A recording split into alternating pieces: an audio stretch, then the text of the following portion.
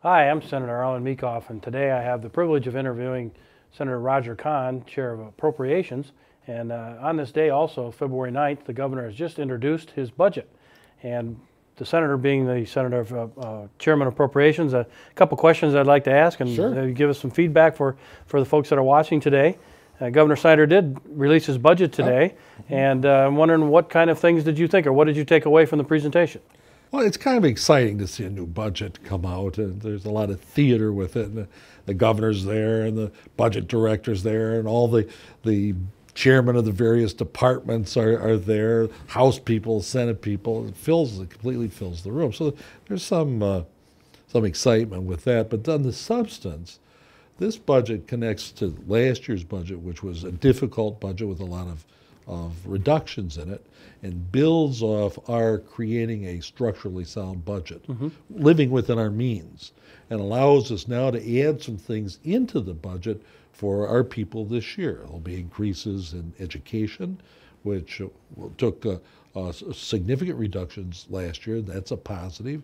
There's some increases for public safety, which is a big deal for us, particularly in urban cities that have had struggles there. There's some increases in revenue sharing, which is going to fall as a welcome news to communities all across the state, and some other things that we're going to be able to do with that are investments. And he's very clear that he's going to partner with us on these things, and we hope to help him pass it promptly and improve the product. Okay. Well, you mentioned briefly the reference from last year's budget to this year's budget, and the governor likes to reference it in a 2-year type thing. What are the Yes. advantages of that? Well, if you budget just year to year without looking at the effects that your budget has downstream for the next year or the year after that, the year after that, then there isn't cohesion over time. There isn't continuity. There isn't connectivity. By looking at budgeting multi-year, if we do something this year that adversely affects our ability to budget next year, that's a problem unless you look at both years, and it stops you from making mistakes if you look at the downstream effects, the down year effects. And we have begun to do that in Michigan. Last year was the first year, and this is the second year for that. Well, and in this whole budget process, last year we completed it in a quite rapid fashion, and most would say early or on time, whichever you wish to choose. But what are the benefits of completing it on time or Sure. early? What is the practical benefit to the citizens of Michigan? The biggest benefit, I think, to our citizens is predictableness. You know where you stand, what you need to do with your own budgets. If you're in the public sector, schools would be, I think, the primary example of that. If they're uncertain what the funding is going to be for their schools, then how do they make their own budget? And the second biggest area in the public sector would be communities, cities, townships, and villages on the revenue sharing end. But I think in a larger sense, the mood and tone of government is a lot more respectable if you get your work done promptly.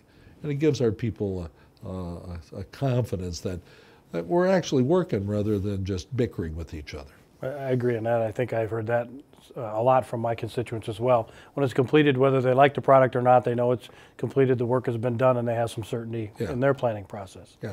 Well, also through this budget year, there's been some adjustments in revenue estimating. Sure. And at the end of some of that, there's been some talk that there's this budget surplus. And I use the word loosely, surplus.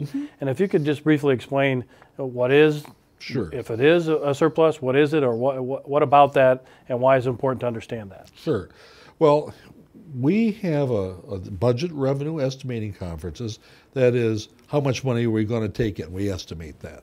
And our last one was just a few weeks ago in January, but the one on which we did last year's budget was last May.